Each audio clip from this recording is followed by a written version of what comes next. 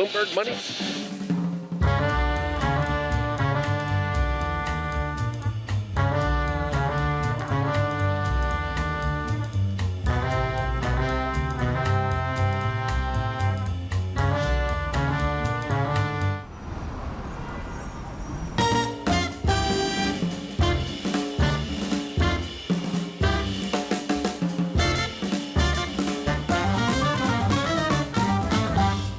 Good noon, everyone. Bloomberg Money on personal finance, on retirement, on wealth management, if we have it. I'm Tom Keene, and with me, of course, Scarlet for an hour of great conversation here, coming off the jobs report. A lot to talk about, but really into next week, there's only one topic for the nation, and that is inflation. Yeah, better than expected job growth in the month of May means everyone's focused on what CPI looks like for the month of May. And right now it feels like everyone feels behind because inflation is rising faster than your wages. It was 4-ish, and then it was 4.1-ish, and 4.2-ish. That's the consensus estimate. Anna Wong has been wonderful on this. She said it's there and oil could come down and everything will be fine. But there's also the technology inflation led by what we're going to see next week with SpaceX. SpaceX on its roadshow right now could price next week and could begin trading next week at this time. We're going to have great conversations, some Bloomberg people here in a moment. But to tell you, Sonders will be with us of Charles Schwab. Not the usual conversation with Lisanne. She is on fire about the betting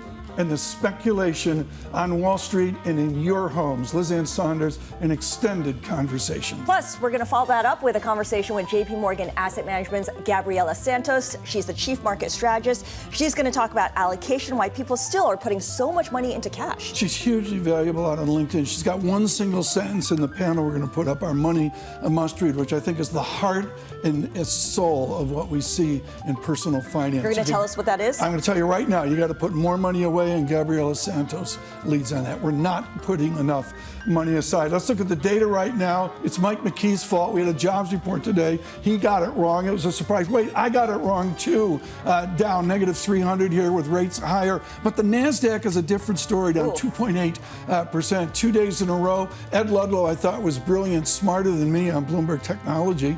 It's a correction. For what they think is one out there. The VIX up 2 big figures. Yeah, it was at 15 when we checked just a day ago.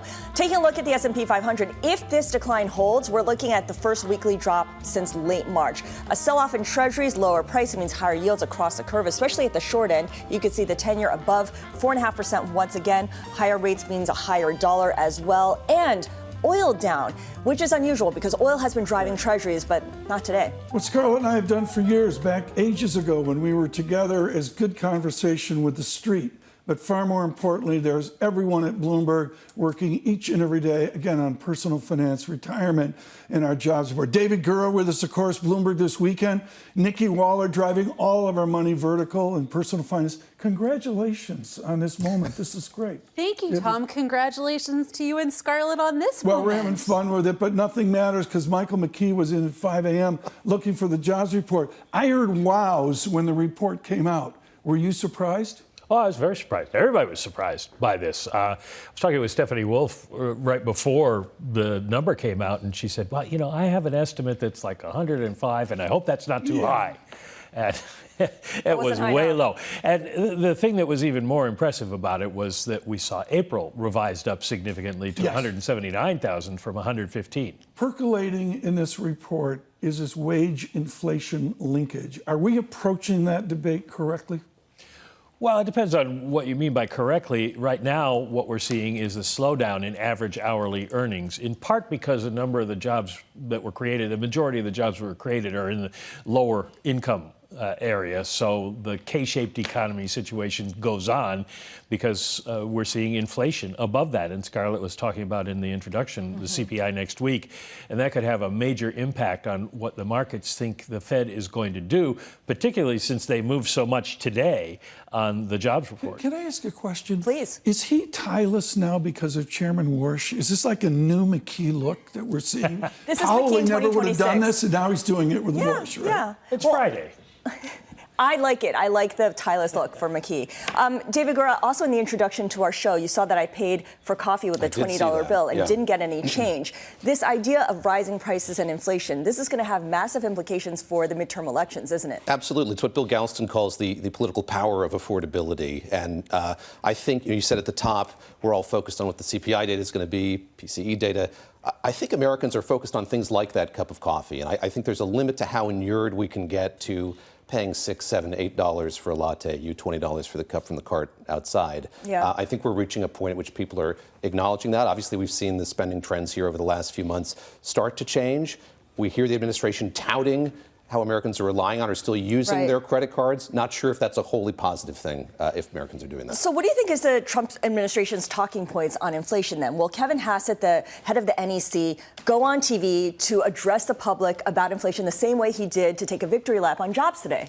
I don't think he will, and I think this is an administration that's still really struggling with this issue. And I think you've heard in recent days Republicans on Capitol Hill expressing their displeasure with the fact that the president has other things that are attracting his attention, the war chief among them. As this pain really hits Americans across the country, they're looking, I think, for some indication from this White House of what the plan is. That's true of lawmakers, it's true of the American people as well. Some of the voices of Bloomberg on inflation. Let's listen. In the pre-COVID world, no major economy was able to get to even 2% inflation. In the post-COVID world, every major economy is hanging out at near 3 or 3+. The reason why inflation's been the focus is because we've been running above target for a while. There's only so many times you can say, well, this is a function of this idiosyncratic factor. This upward pressure is a function of tariffs, and that'll go away.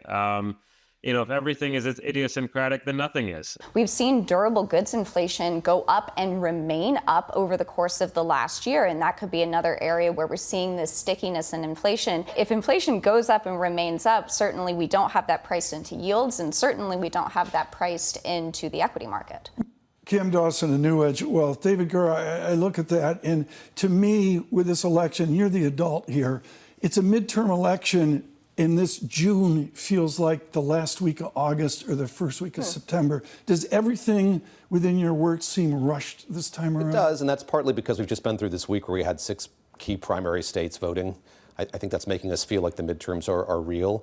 And I think in a lot of those races, in Iowa, in California, you're seeing this issue of cost of living really becoming something that's animating voters. So I think you're right about the compression of the timetable here. I think it's also distilling for us what the animating issues are going to be as we get closer to November. Part of what we do here at Bloomberg Money is try to get out in front of next week's show. Nikki Waller's in charge of that, driving all that we have. And on next week's show, there is no other topic than this history of SpaceX. How are you and your personal finance team, our money vertical, how are you treating this historic Musk moment? Well, that is absolutely right. We will be back here next week talking about the SpaceX IPO, which happens on Friday morning. But right now, we are looking at this as a huge moment for retail investors. Elon Musk has reserved about 30% of the SpaceX float next week for retail clients. That is absolutely huge and represents it's a flipping of the order. Usually Wall Street gets in first and then the rest of us get a chance, but this is really opening it up to his fan base. A leading professor at NYU, someone I respect immensely, said it's way overpriced. He's coming in $30 underneath. Who's going to protect retail in this pricing? Well, that's been a real debate. So we're seeing that there's a lot of FOMO. There are some traditional places like the NASDAQ 100 that are only waiting 15 trading days to put SpaceX in. However, last night we also saw the S&P holding the line and saying that they're going to wait 12 months before they let SpaceX in the indices, which means all of us who are safe passive investors will eventually be in SpaceX, but maybe we'll get to sidestep some of that initial volatility. It'll definitely create a divergence between ETFs that track the NASDAQ versus the S&P 500, the Qs versus, say, SPY or VU. The other thing that you've been covering is that SpaceX employees are going to get rich, and they're also organizing and thinking about how they're going to manage their money. And they're doing so by looking at wealth management and saying, I think we need a deal here. This is such a fascinating moment. Elon Musk, who hates unions, who has said that employees banding together doesn't help. These employees who are on the precipice of becoming millionaires have been gathering together to lower their fees and to get better terms for each other. We got to run. Are you going to the road show? The roadshow. No, Come on, I'm are you here in getting the some office, Tom. You're the one person I know that's going to slip into the retail roadshow and get the merch and, all the rest of it. Bring it back to here next week. We'll have to see. To me, it's an historic moment. I mean, Mike, you and I go way back on this, so we'll see. But we're going to do it next week. We've got some great guests lined up as well. David Gura, Bloomberg this weekend. You're going to show up this weekend? I'll be there. What does it look like? Give me one guess, please. We're going to have the former U.S. ambassador to Israel as we continue to talk about the Middle East. It's still a big focus for us. Which is going to still be a huge, Yes. huge story. David Gura and Nikki Waller, Mike McKee, thank you so much as well. Coming up, a conversation with Liz Ann Sonders of Charles Schwab. Yes, on the markets, Dow 50,000. Liz Ann Sonders on your core worry, betting in America. It's Bloomberg Money. Betting or investing? I don't bet. I'm the worst. I like people.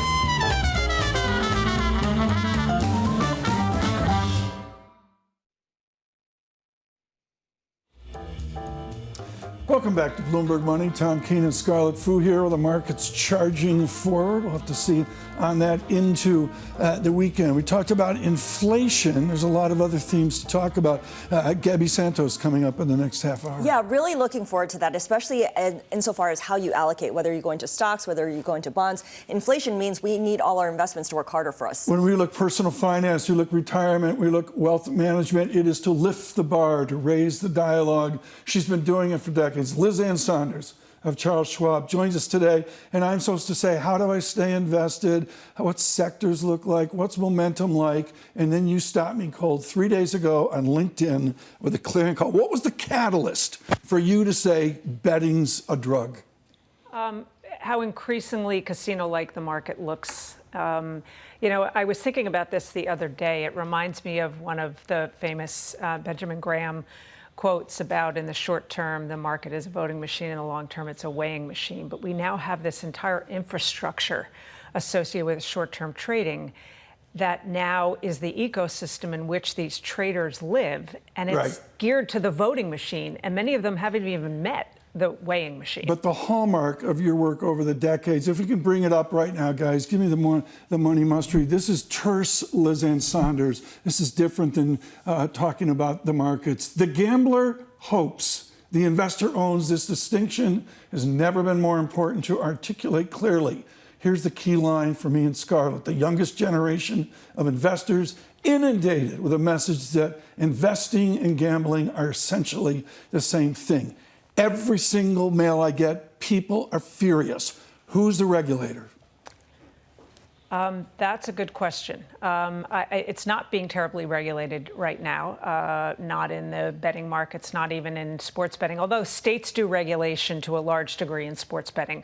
At the outset, clearly just the legalization thereof, which increasing number of states are doing that. But I think we're going to have to see some self-regulation here and an emphasis on the part of firms like ours that have been around for 5.5 decades, doing what we do for purely the individual investor and making sure that the financial literacy component is front and center. And I think that's what's lacking in some of the marketing associated with this, is that financial literacy, that education component. So I'm happy to be one of the voices alongside even our founder, Chuck, who has just passion about this subject. Let's talk about some of the investors in the market, because more people right now own stocks than at any time in history. The pros who are seen as the smart money used to belittle individual investors as the dumb money, yet it's often the so-called dumb money that's leading the way here. So is that a false distinction now? I think it is. And I think that the labeling has always been unfortunate, the smart money, dumb money. I've often quipped that maybe sometimes it's considered the dumb money because they tend to be the contrarian indicators, or leaving aside the Schwab client base, who are all the smart money. But you're right, that contrarian indicator nature of what retail investors used to be seen as, they've been more right than not. Right. What's interesting right now is they just represent one. And now I'm speaking specifically of retail traders, not long-term individual investors. Very important distinction between those two. But now you have other short attention span money that's dominating day-to-day trading, the commodity trading advisors and the systematic funds and the long-short hedge fund community. And they're keying off each other. and the positioning associated with it. That's why there's so much more research out there now on how everybody is positioned.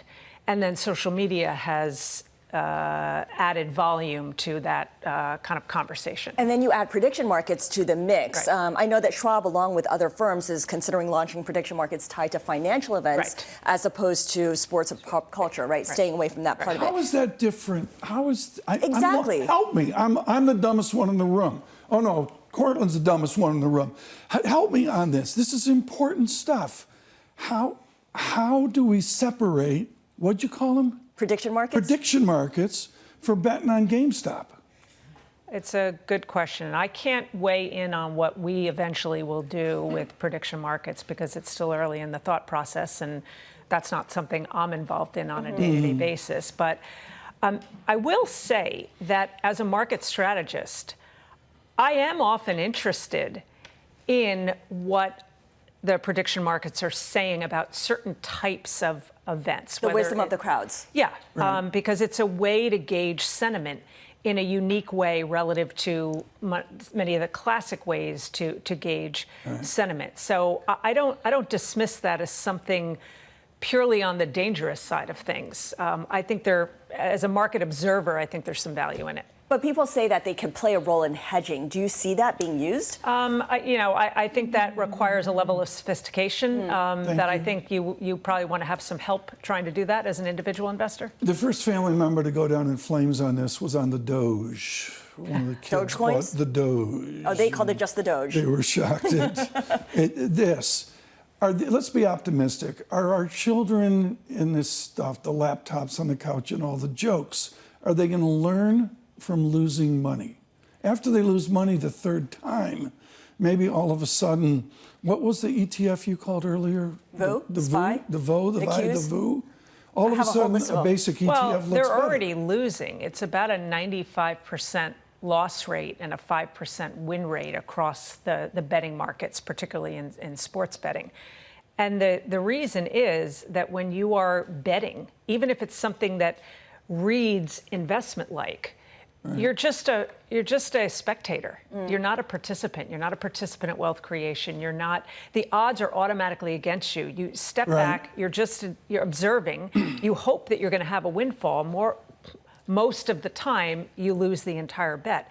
That's unfortunate that it may be the pain associated with those losses accumulating that finally says maybe this isn't the way I should approach investing. A lifetime ago, I knew a couple wandering down the street, and they were retiring because they'd made it big, and I think it was Oracle. Do we have a whole cadre of people out there planning retirements right now because AI's gone up? Sure. And it's going to evaporate away? But what I fear is that our minds and our emotions maybe play tricks on us. I had a very interesting conversation about a year ago with a former NVIDIA employee that had a ton of that stock. And I was in earshot to a conversation he was having with his Schwab financial consultant. And he was ruining the fact that he agreed to trim 5% of the position, even though the financial consultant had said trim back 10 as he's planning for retirement and lessening that concentrated position. And he said, so I split the difference. I sold 5% of it, and the stock went up 20%, and I'm mad. Liz Ann, we got a problem. I just got an email in. They want a 2-hour show. Yeah, we can't do that right now. We are going to come back with Liz Ann Sonders with Charles Schwab. We want to talk a little bit about her personal view of personal finance. Later on, Gabriela Santos at JPMorgan. You've seen her out on LinkedIn talking about so much out there within financial planning. Are you still in Bitcoin, by the way?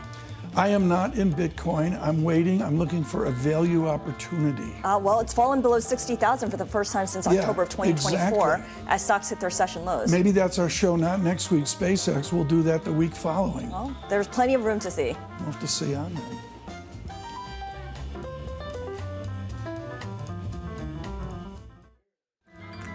Bloomberg Money, Tom Keene, Scarlet. We're not leaving the set until the NASDAQ goes up, now down 3.7. At session lows. All right, we have Liz Ann Sonders here with us. She is Chief Investment Strategist at Charles Schwab. And Liz Ann, a lot of people working in finance are so busy talking to clients like you are that they don't spend very much time on their own finances. What would surprise other people about your own personal investment strategy? Well, the philosophy that I think about that's most important, that I think is lacking in some of the conversations having today, and I've always applied it to myself. And it ties to perhaps my love of jigsaw puzzles, and I know you might think, where is she going with this? But I often ask audiences, what's the most important part of a jigsaw puzzle? And people raise their hand, they'll say the corners, the last piece. And I always say it's the picture on the box. Because try doing a 1,500-piece jigsaw puzzle without having any sense. So that's the plan. So have a plan. I don't trade. It's not that I'm not allowed to. I just don't have the time to focus on it. So there's people managing my money. I'm very involved. But I take a long-term approach. I only make adjustments based on sort of lifestyle changes, I don't try to time the market in the short term. How often are you checking your balance? It varies. Depending on the environment. Yeah, I mean, if I go on to pay bills, then I'll see what, it's flashing right up there on my Schwab statement. But I don't have a quick trigger. I think that, and I think too many investors, by the way, individual investors, solely tie their risk tolerance to their age. Yes. And that's a problem. You can be young, but if you're going to panic at the first 10% drop, you're not a risk-tolerant investor. Very well said. Lizanne, thank you so much for being on our program today. Lizanne Sonders, Chief Investment Strategist at Charles Schwab. Coming up, a conversation with JPMorgan Asset Management's Gabriela Santos. This is Bloomberg Money. Tom, you're psyched for this, right? Yes. I was trying to get in there, the Led Zeppelin.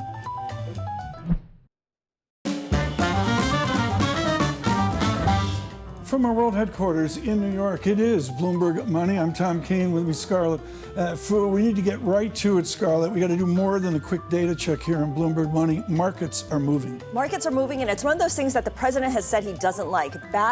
Good news is bad news, right? Good economic news, better than expected jobs report has led to declines in equities. And in fact, you have the S&P, Dow, NASDAQ now at session lows.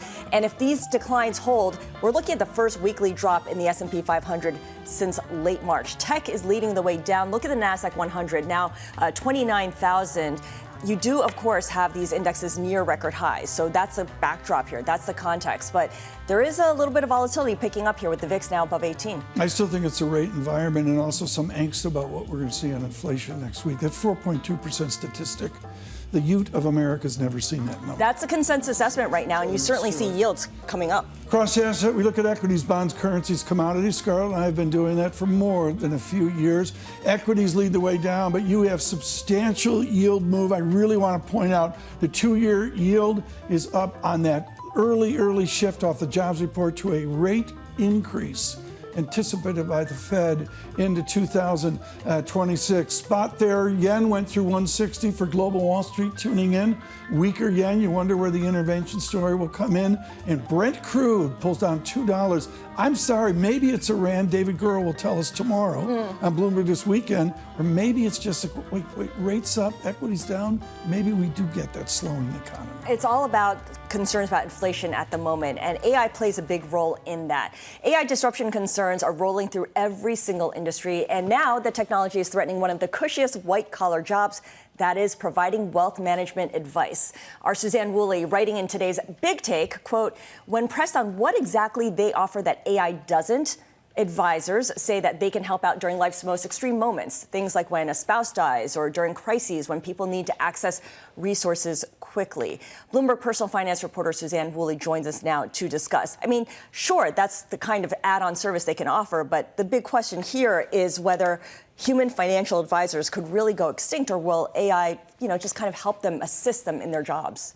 I think there's this existential crisis that's unfolding as AI works deeper and deeper into the industry and into their day. I mean, right now, I think advisors see how much AI can help them and free up time. So for now, they're embracing it, but we'll have to see, if it becomes more of a threat. And I think about it in terms of who we're discussing, right? For the wealthy, and we could talk about mini millionaires or high net worth individuals, they want high touch services, high touch products. That means having human beings part of the mix, and they're willing to pay up for it. But you also wonder if that's generational. Yeah, I think that's a great question, because older investors are very comfortable with the idea of having a human advisor willing to pay that money, like you said. But then again, I sort of think while younger investors sort of are much more comfortable with AI. If you have a SpaceX stake and all of a sudden 10 million falls into your lap, you're not going to go running to AI. You're going to run to a human advisor. You're going to run to a human advisor. So I guess the question, therefore, is for those who are relying on AI bots to help manage their money or help them figure out allocations, is that something they can rely on? Is it working for them? I say no.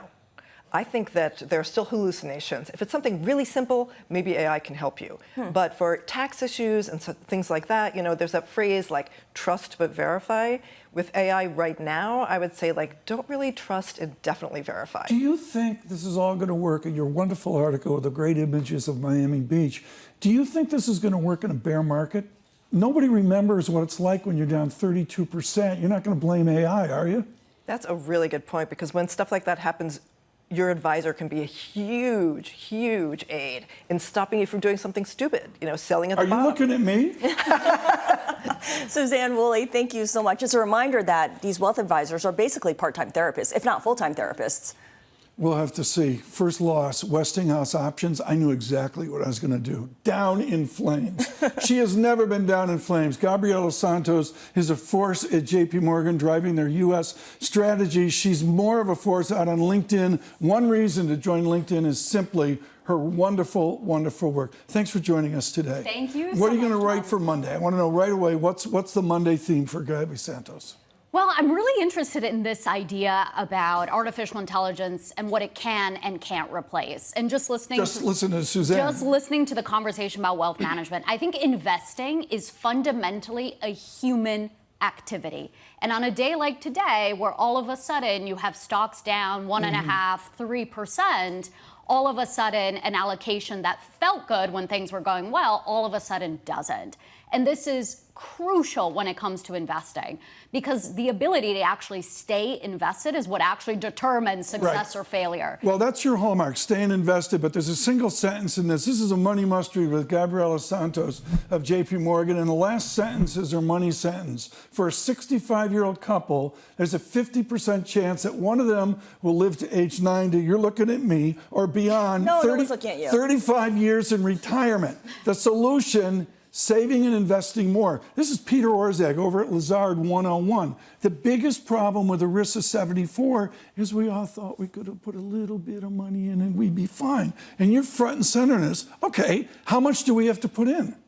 So I think that the important thing is really to plan ahead. So it's not to plan to get to retirement, but it's to plan to get to and through retirement. And so just the time horizon is very different, I think, than people normally think about. It's having enough wealth and income gains to get you through 35 years plus of a dignified, enjoyable retirement. And I think this is where sometimes personal behavior can get in the way. Because on days when the market is down, it may be tempting to say, look, I have this long-term plan, it all sounded good at the time, but let me get out, I'll get back in. The market actually tends to have good days clustered around the worst days. And if you just miss the 10 best ones over the last 25 years, you could have cut your return in half. The other thing that's important to do is also to change your allocation over time. So, of course, as you're younger and if you have a certain risk appetite to take on more risk, but as you get to retirement and through retirement, to really think about that glide path of the riskier assets coming down and your more income focus going up. So I'm glad you mentioned that, because I know Tom doesn't want to retire because he's having too much fun, and we just locked him into Bloomberg Money for the next couple of years. How does he preserve his capital without losing it all to inflation? I mean, the traditional safe plays like treasuries didn't work in 2022, didn't even work in late March. Gold is like a meme stock, so they're not reliable. Yeah, so I think the number one thing is this difference between saving and investing. So cash isn't always king. Actually, cash rates are now below inflation, but even when they were above inflation, it can only do so much for you. The real growth piece is going to come from other asset classes. If you look at corporate credit, if you look at equities, if you look at private markets. Then when it comes to the actual keeping up with inflation, I think what's important to think about is actually a lot of asset classes like equities are nominal asset classes, right? It's about the volume and the price. So inherently, there's a certain inflation protection there. But if you think directly about diversifying inflation shocks, that's where bonds can only do so much for you. They can hedge against recession shocks or demand side shocks, but they're not very good at inflation shocks or supply side. So that's where we've really thought about diversifying the diversifiers. There's no one magic solution. I like that. You can look at a variety of things, whether it's options to directly hedge the downside. Private markets have a lot to offer, like real estate, infrastructure, transportation. So there's a lot to do, but it's very different than the post-GFC period. Diversifying the diversifier. So there's saving and getting through retirement. And there's also saving for kids' college, and you put that in a separate bucket. 1 year of college, by the way, is now 6 digits. I was reading New York Magazine, and they said when you add in all the miscellaneous expenses, at least 16 schools have already passed the $100,000 mark, and that includes NYU and USC. I know you just posted something about 529 plans on May 29th. Do we need these plans to do more than what they're currently built to do? So it was a fascinating conversation I had around college savings. It's very top of mind for me. I have a 6-month-old son. Congratulations. Thank you. And the team, college savings team, was calculating for me how much it could cost in 18 years to send him to 7 figures? to my alma mater, Penn, and they estimate it could cost $800,000. Okay, that's the heart of the matter. Per That's year? absolutely No, brilliant. total, but I mean, like at that point. We're going to rip up the script now. We're doing an 800,000 savings plan. Where do you start? Right. And so I think separating, right, you have your retirement money, which is still really important to continue saving for. What we see is a lot of families end up actually using their retirement money. They borrow for from the it college, because or they- Nancy wants to go to some fancy 7th grade school. That's right. And so I think ultimately you can, as soon as you're really expecting a child or even just planning ahead, you can already set up a separate tax-free college savings account, which accumulates over time, and that makes a huge difference, even if you put a little bit over time. Can I Segui? Please, Is it Segui. okay? Gabriela Santos is here, and she's very good. Arnott and Harvey over at the CFA are blowing up the growth and value model. We were all weaned on you're either in growthiness or you're in value. And they're saying there's only 2 things left, growth cheap or growth fancy. Where is value now? The traditional low PE multiple value, is it dead? Absolutely not. And I think whether you measure it directly by the price to earnings ratio or not, I do think valuations or expectations are crucial.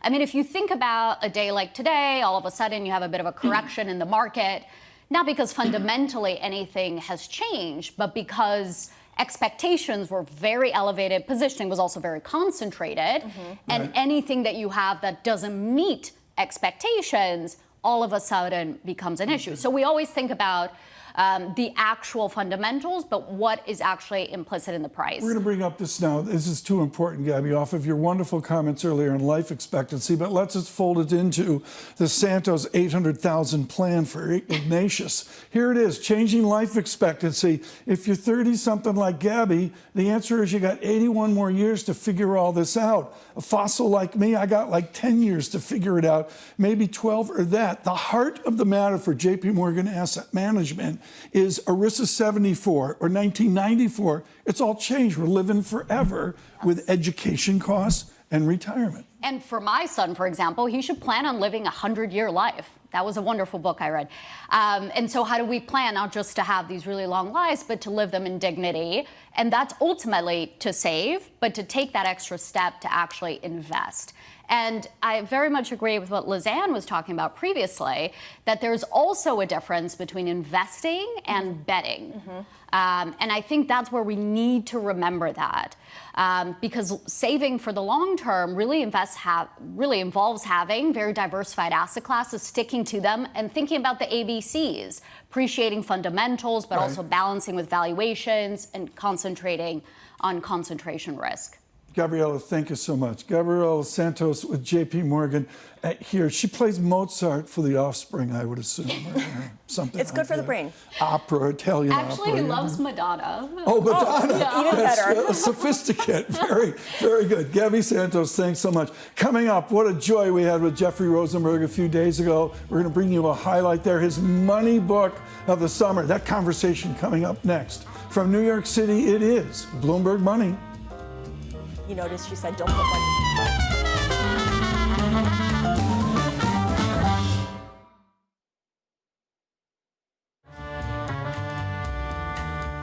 Welcome back to Bloomberg Money. I'm Scarlet Fu alongside Tom Keene. Bloomberg Money is your new destination for personal finance. It's a cross-platform effort that extends way beyond your television, including our new digital hub that we launched this week. You can find it all at Bloomberg.com/money. And right now, Tom, the top story in the Bloomberg Money page is chilling in money market funds is the hot retail strategy now, but it pays almost nothing. I looked at the BTMM screen this week for the first time in ages, and there's yield there. After inflation, there isn't. That's what I mean. After inflation, It feels like there's nothing. But you're behind. Back to zero interest rates not that long ago, it looks like a gold mine out there. And you mentioned earlier this week, $8 trillion in money market funds. 8.3. Something's changed in America. I was told 3 or 4 years ago, books were going to die, books were going to go away. Get your Kindle out, your pad, whatever. And if you look out on Twitter, books are oh so in. Some kid, they say they're dad books. You got kids reading War and Peace and Anna Karenina and all the rest of it. Anna Karenina's a dad book? No, it's not, but it's like books are in again, and we are thrilled to look at the books that are out there right now, and it's the money books of summer. Let me show you my book. I picked this earlier on. This is a more academic book. It's a more dweeb book, no math, but it's a giant. Barry Eichengreen of Berkeley, Money Beyond Borders. And why this is important to all of us is every chapter, the Dutch, the Italians before the Dutch, the English of the 19th century, and now America, every chapter, Scarlet, ends in a kind of financialization of fancy people in suits and bow ties trying to make an arbitrage, trying to make a I niche. love the fact that it goes through history, because that's what we all tend to forget as well. So my book that I just finished reading is Lloyd Blankfein's memoir, Streetwise, Getting To and Through Goldman Sachs. I like the whole thing about how he felt like an outsider because he came from Jay Ahrens, but what I thought was really interesting was he advises young people interested in finance to study history in college, because that way you understand cycles, you understand context, you understand human behavior. And what's interesting about the CEO books is you know right away, are they genuine or not? And Blankfein's came right out of the page. His sense of humor is all over the place. I mean, especially in the captions for the pictures. They were great. And could you imagine the book that Jamie Dimon's going to write someday? I'm sure there's a bidding war for that already. His annual report is a book in itself. There you go. There you go. I forgot about that. All right. Well, we actually caught up with BlackRock's Jeffrey Rosenberg earlier this week at a special Bloomberg Money event held right here in New York. And we talked with him about books. And here's what he said about what he's reading right now. I happen to be reading an older book right now, Scott Galloway's The Four. But the thing, which is a great book. About Big Tech, right? To reread it right now is brilliant. I'm going to do that. So it was ahead of its time. It's great. But I would say, as a bond investor, like I do bonds, I do macro.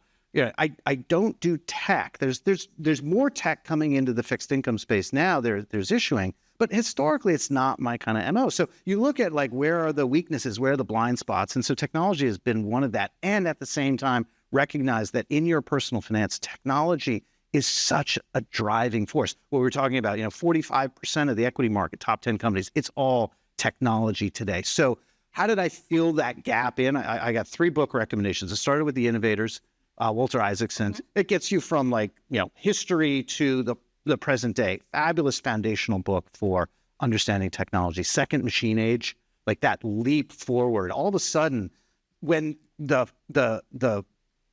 translation devices went from crap to amazing, like what happened? And that's the second Machine Age. And then the third book is Chip War. I mean, just the focus on NVIDIA and the geopolitics around it. And how did we get to this place where, fabs and ASML, which is an incredible story, incredible story of human innovation, the most complicated machine ever created. It's an incredible story. And to kind of understand that as the leaping off point to our current AI frenzy, those 3 books, but definitely end with Chip Wars. That was Jeff Rosenberg talking to us earlier. And the common thread through all the books we just talked about, history. Chris Miller, writing for the FT this week, his book Chip Wars, that's the one book I'd throw at the kids. Shut up and read it. And that's what Jeffrey Rosenberg's reading as well. Spectacular book to explain where all this modern semiconductor stuff came from. Yeah, absolutely. And it's a big reason why we have to tread very carefully with places like Taiwan as well, given that it's the home of all the semiconductors. Precisely. Coming up on Bloomberg Money, the market-moving events impacting your money. That conversation up next with our Lisa Mateo. This is Bloomberg Money. Nix.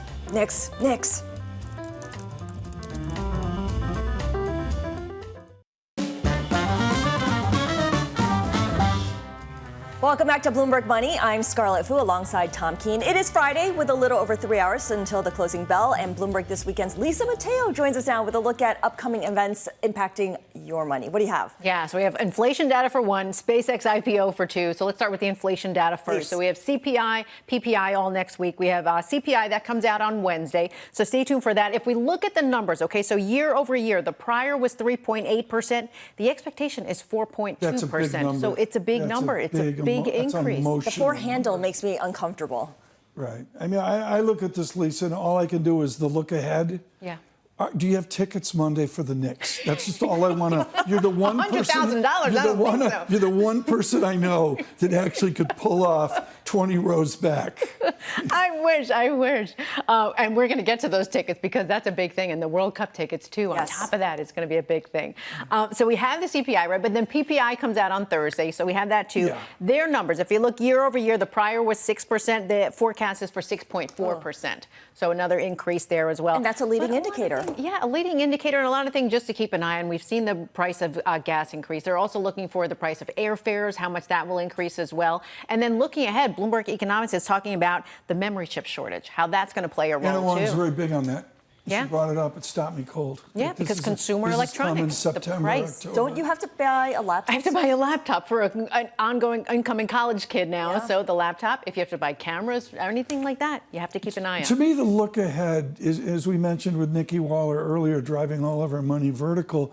Lisa, how are you in Bloomberg This Weekend approaching SpaceX this weekend? SpaceX, a lot. Ed Ludlow is going to be on. So it's going to be... He's working on the weekend? Ed Ludlow loves us. Really? Ed Ludlow makes exceptions for them. He makes That's exceptions. impressive. But just to hear the talk about, how this is record breaking, the numbers behind it, $75 billion, that's what they want to invest. 555 million shares, 135 apiece. So that's going for $1.8 trillion market value. So the question is it sustainable? And that's the question that you have to pose. Right. You might get the pop, but what about in a week or two after that? Correct. The one thing that's not being talked about, to be quick about it, as the show ends, as we say the look ahead, I don't hear any pros on retirement and wealth management talking about the look ahead into Q4 or into 2027. They don't know what's going to happen. But in the old days, the pros looked out 2 years and 3 years routinely. Yeah, you could do that and rip it up constantly. It's just gone. Yeah. The look ahead is gone. Looking out. I'm just looking ahead to tonight when you've got the Knicks game and Monday when we bring it back to New York for Game 3. It's exciting. It's fun. And there's reports that President Trump could be there. It's crazy. Gabriela Santos shout out. JPMorgan's lighting of their building is spectacular. In Knicks colors. The orange and the blue and Knicks color. And all. Love it, love it. And will the season ticket holders, who they do, can get them at face value? Are they going to hold them? Are they going to sell them? What are they going to do? You could sell them for $100,000. I don't know. It's a good arb. I have to say, it's a good arb. And then we have the World Cup, right? So the World Cup kicks off. First game in the U.S. is Friday, but Thursday kicks off in Mexico. But those tickets, too, are going for a different price. It's supposed to be made affordable, but if you look at the Category 3 prices, not so much. All right, Lisa, thank you so much for bringing that to us. Lisa Mateo of Bloomberg This Weekend. And make sure to watch Bloomberg This Weekend every Saturday and Sunday morning starting at 7 a.m. New York time. It's Bloomberg Money, and we hope we've done personal finance, retirement. Our guests I thought were great on the wealth management mystery forward. And that's a wrap for our first ever episode of Bloomberg Money. Was this the first one? It was. We'll return next Friday at noon Eastern. It's incredible. We did it without rehearsal. We'll see you then. This is Bloomberg Money. We did it without rehersal. Do you really have tickets? That's amazing.